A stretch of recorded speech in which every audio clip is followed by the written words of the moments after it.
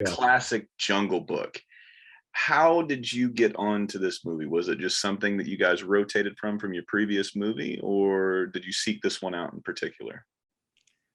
The Jungle Book, like so many things in my career, was just sort of an accident, Mhm. really, basically a mistake. When I heard that Walt Disney wanted to do the Jungle Book, this was back in 1964, 65. I purposely decided to avoid the film. Not that I had anything against the Jungle Book. I just didn't. I wanted to take a break from feature films, and I wanted to do other things. I was working for a very talented guy at the studio, a guy named Ward Kimball, who was one of my heroes. And I was working for Ward, and I really loved Ward as an animator. I thought he was a great animator, and I really wanted to be like him. So I was busy downstairs in animation working with Ward Kimball.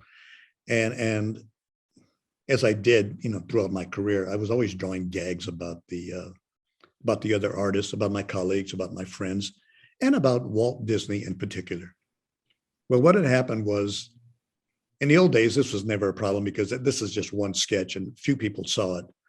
But in the 1960s, we had this new device called the Xerox machine. That meant one gag could be taken, duplicated again and again and again. And so my cartoon gags ended up all over the Walt Disney Studio. This is because of Xerox. You never know what's going to change your life. So because my drawings were all over the studio, guess who saw them? I'm assuming Walt, the old Yeah, man. the old man himself. And he said, "Who's doing all these funny gags?" And they said, "Oh, it's that kid downstairs in animation, Floyd, Floyd Norman." And Walt said, "I want that kid, up in the story department."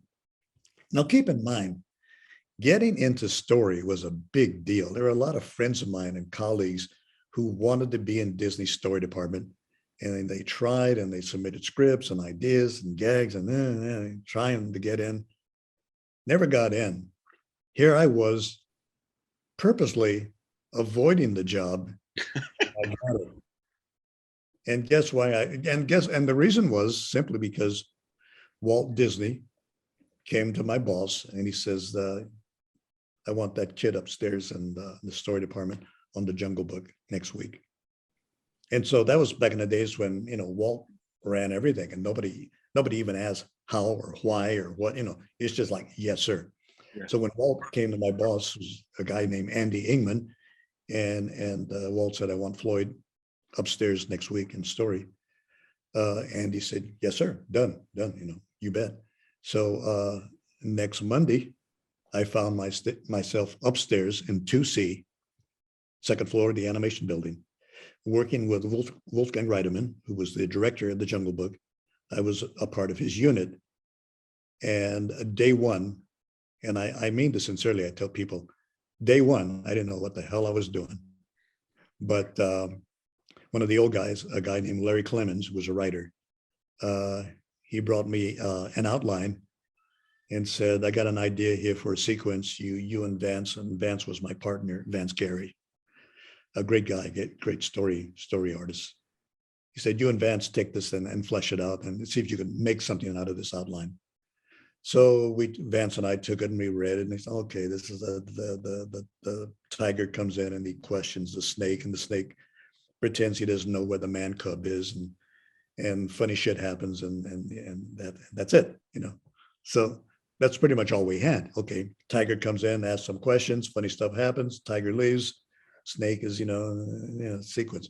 So Vance and I took this and we began, okay, what could happen? Okay, the tiger's going to be intimidating. He's going to question the snake. The snake's going to act like, "I don't know. I haven't seen the kid. No, I don't know what you're talking about. No, no."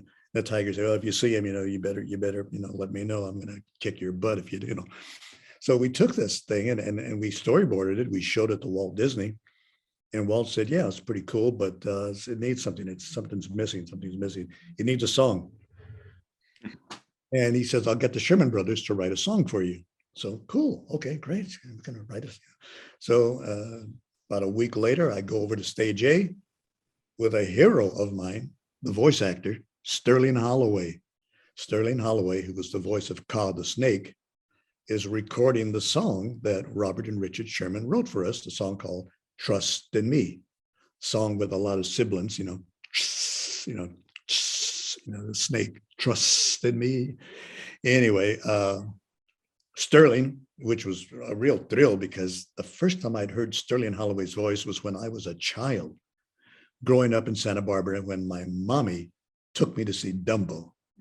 And Sterling Holloway was the voice of the stork, bringing the little babies to the circus animals. And I never forgot that guy. I never forgot that voice. But I was a little child. Now, many years later, here I am on stage A at the Walt Disney Studios with Sterling Holloway, the same guy.